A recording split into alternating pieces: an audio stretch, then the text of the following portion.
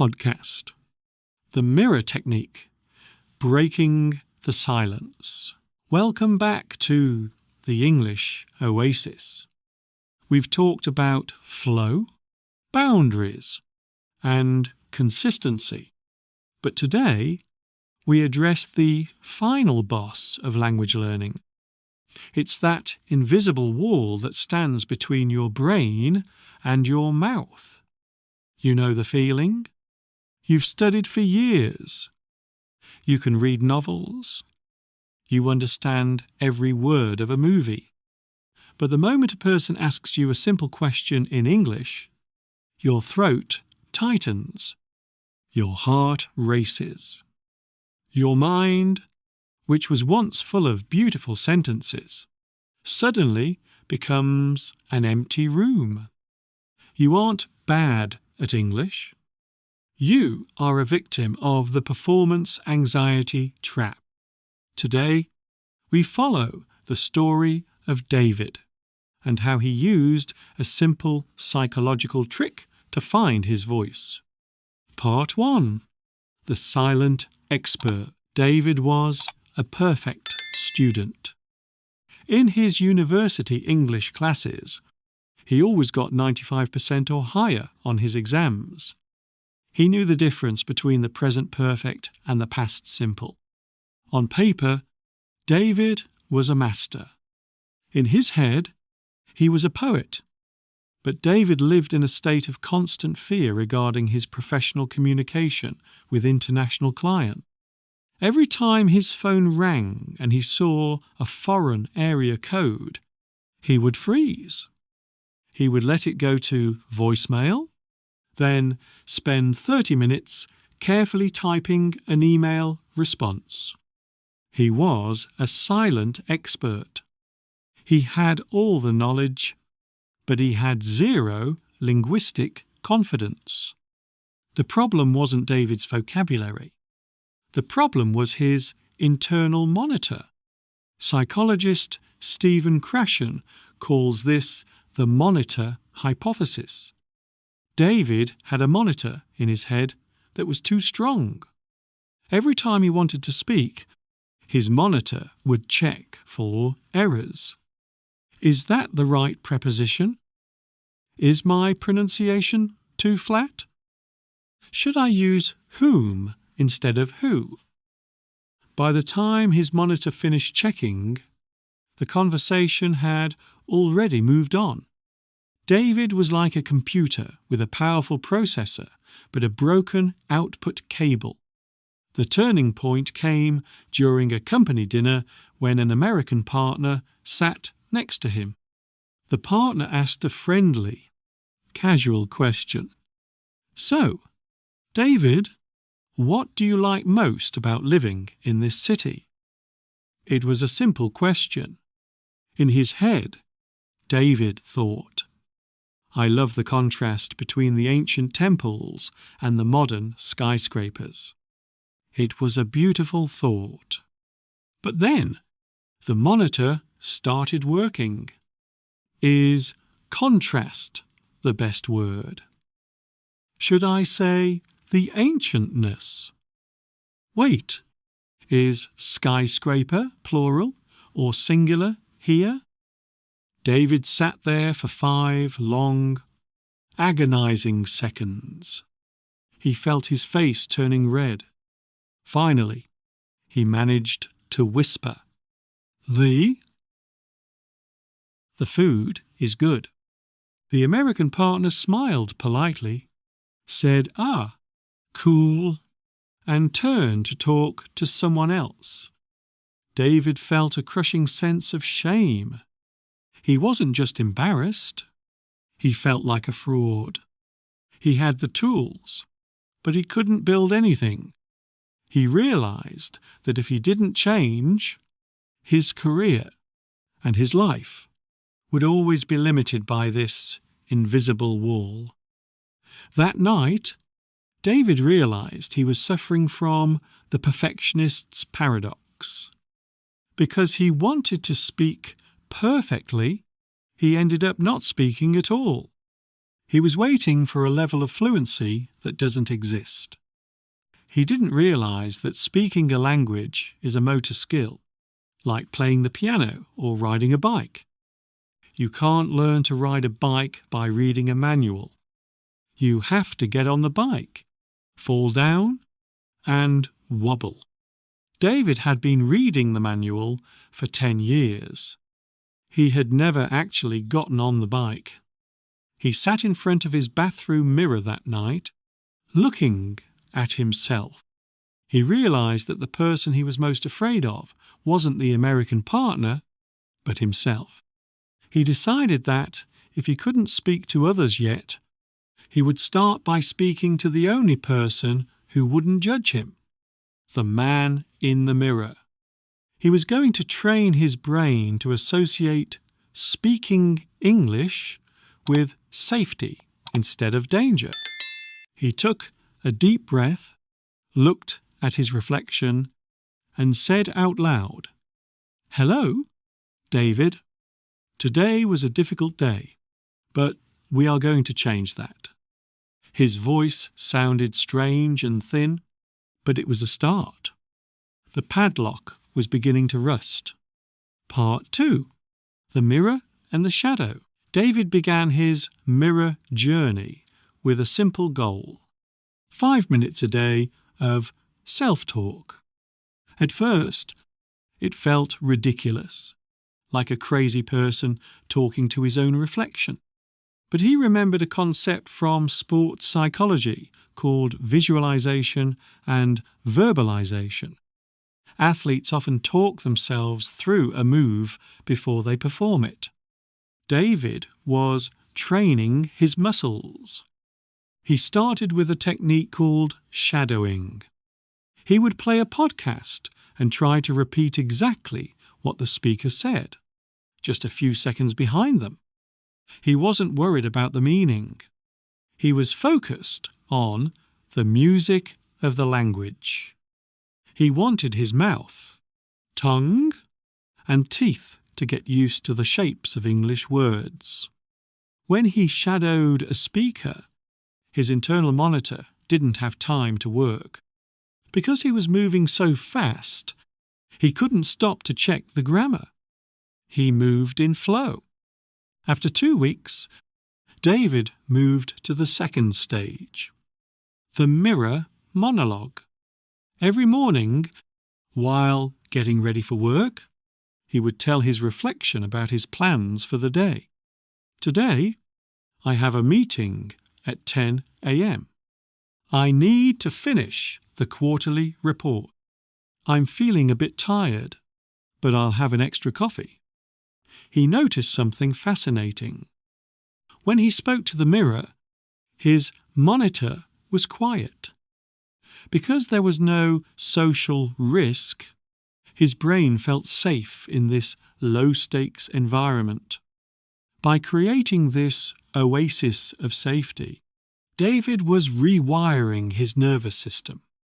He was moving English from the fear center to the executive center. He was teaching his body that speaking English was not a threat. One day, David decided to take it a step further using the recording technique. He recorded himself speaking on his phone, then played it back. The first time he heard his own voice, he hated it. I sound so slow. My accent is terrible.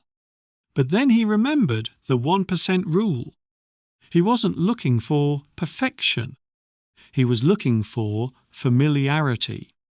The more he heard his own voice, the less foreign it felt. He began to realize that his accent wasn't a mistake. It was just his voice. He started playing a game he called the narrator. As he walked around his apartment, he would narrate his actions. Now, David is making tea. He picks up the kettle. He pours the hot water. The steam is rising. This was closing the gap between thought and action. He was building a bridge over the valley of silence. He was no longer translating. He was using English. The fear was still there, but it was shrinking. The iron padlock on his mouth was now just a wooden latch. He could feel his linguistic ego becoming stronger. He realized that speaking isn't about getting it right. It's about making a sound. He was ready to take his voice out of the bathroom and into the world. In part 3, David moves from safety to the grey zone. Those small, daily interactions that used to terrify him, exploring the concept of micro-brave moment. Part 3. The micro-brave moments. The bathroom mirror had become David's sanctuary, but he knew he couldn't stay there forever. Fluency is not a solo sport. It's a conversation. David understood that his nervous system needed graded exposure. In psychology, graded exposure is the process of facing your fears in small, manageable doses. If you are afraid of heights, you don't jump out of a plane. You start by standing on a chair. David looked for micro-brave moments, interactions lasting less than 60 seconds. His first balcony was the local coffee shop. Usually, David would point at a picture or use a delivery app to avoid talking. But that Tuesday, he left his phone away. He stood in line, his heart racing. He practiced his sentence, then caught himself. No, he thought, don't over-monitor. Just use the music. When he reached the counter, he looked the barista in the eye and said, "Hi, I'd like a medium latte and a croissant, please." To go. The barista didn't even look up. She just said, "$4.50, please." David paid and walked away. To the world, it was just a coffee order. To David, it was gold. He had successfully transferred his mirror voice into a social voice. He realized the barista only cared about the order, not his accent. This is the spotlight effect. Encouraged, David began to look for more gaps to fill with speech. He started small, greeting the security guard at work. "Good morning. How are you today?" Asking a simple question in a grocery store. "Excuse me, where can I find the honey?" These tiny interactions were like linguistic push-ups, building his vocal muscle memory. However, the real test was his first social glitch at the office. A British colleague, Mark, was walking toward the elevator. David decided to start a conversation. "Hi, Mark. Are you going to the lunch now?" Mark stopped, looked confused for a split second, and said, "Sorry, what was that?" In the past, this "what" would have been the end of David's world. His internal monitor would have shouted, "See, you failed. Your pronunciation is garbage." David felt the heat rising, but he remembered his mirror sessions. A misunderstanding isn't a sign of failure. It's just a communication gap. He took a breath and simply repeated the sentence slower. "I asked if you were going to lunch now." Mark's face cleared. "Oh, yeah, heading to that sandwich shop." By staying in the conversation 5 seconds longer, he turned a potential failure into an invitation. He had survived the valley of the what. The goal of speaking is not to be perfect. It is to be understood. When someone says, "Sorry," they aren't judging your soul. They are simply asking for more data. David began to see these gaps as opportunities to practice recovery skills. He realized fluent speakers aren't error-free. They just know how to keep going after a mistake. He was no longer a silent expert. He was a messy communicator. And for the first time in his life, he was actually having fun. He started to bring his mirror technique into the office. Before a meeting, he would go to the restroom, look in the mirror, and warm up his jaw. He would say a few micro-sentences to prime his brain. He was no longer waiting for the fear to disappear. He was learning to speak while afraid. Part 4. The alter ego technique. The news came on a Monday morning. The regional director was flying in, and David's department was under the spotlight. His manager asked him to present the technical breakdown. 10 minutes. To David, 10 minutes felt like an eternity at the bottom of the ocean. The old internal monitor woke up with a roar of doubt. You can't do this. You'll stumble. Your th sounds are wrong. David went home and stood before his mirror. This time, he didn't see David. He saw someone paralyzed. He realized that as long as he tried to speak as David the student, he would always be afraid. He needed a new identity and remembered the Batman effect. Researchers found that children persist longer if they pretend to be a hard-working character. David decided to create an alter ego called the architect. The architect didn't care about prepositions. He cared about structural integrity. The architect spoke slowly, with pauses that felt like solid stone pillars. He looked in the mirror and practiced his persona. He shadowed a TED Talk not to learn the words, but to steal the confident posture. He stood with his feet shoulder-width apart and practiced open palm gestures. He said to his reflection, "I am the architect, and I am here to build understanding." The day of the presentation arrived. David wore his architect suit. Inside the restroom for one last ritual, he whispered, "It's not about you, it's about the data." He walked in. The regional director looked up. "Whenever you're ready." "David." For a second, his throat tightened, but he let the architect take the podium. Instead of rushing, David used the power of the pause. "Good morning. Today, we are looking at the efficiency of our current infrastructure."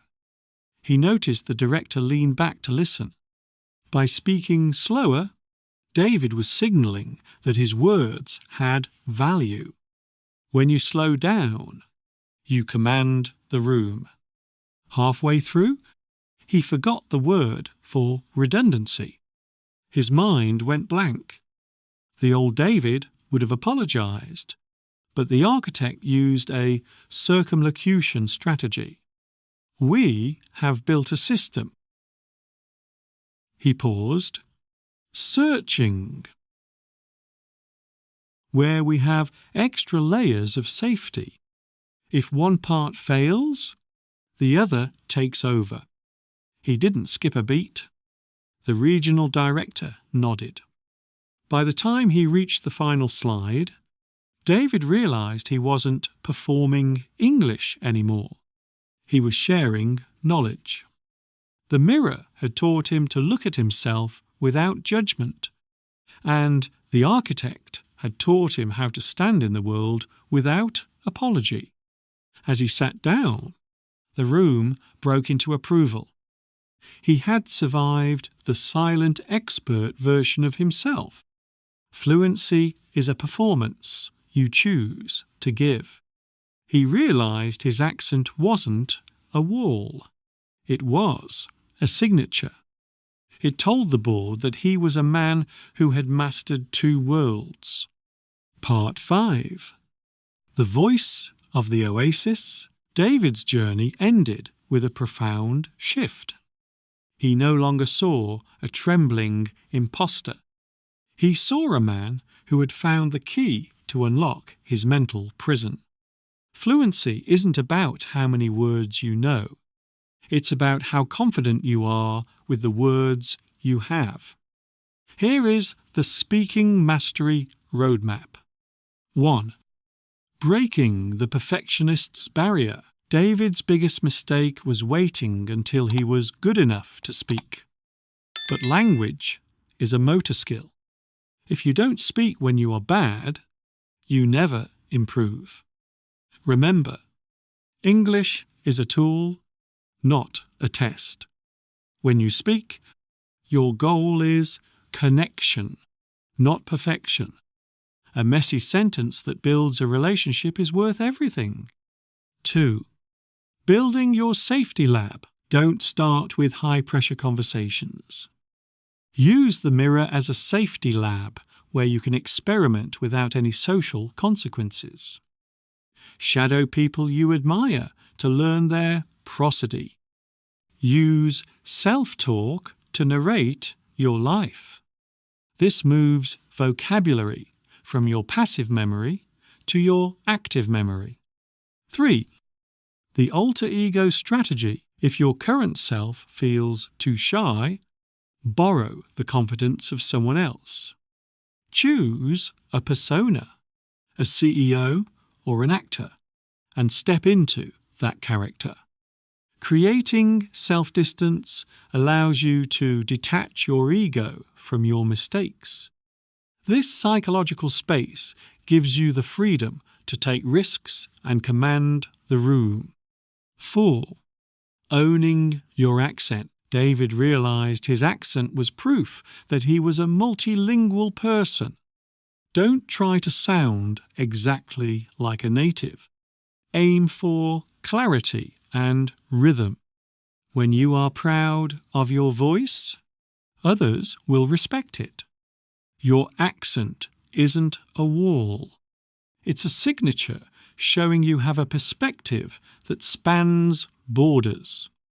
Conclusion from the English Oasis. David's story is a reminder that your voice deserves to be heard. Don't let fear or dry grammar rules silence the brilliant ideas inside you. Stand before your mirror tonight. Look yourself in the eye and start with a simple sentence. Don't wait for perfection. Welcome your mistakes as travelling companions. David became the architect of his life. Elena found flow. Mark reclaimed his time. They all started where they stood with what they had. Welcome to the English Oasis. This isn't just a place to learn a language. It's a place to find yourself through a new language. Thank you for joining us. My challenge for you: spend 5 minutes every night in front of the mirror. Tell yourself about one good thing that happened today. Don't correct yourself. Don't stop. Just speak. Share your biggest fear in the comments. We are here to listen and support you. Let's break the silence together.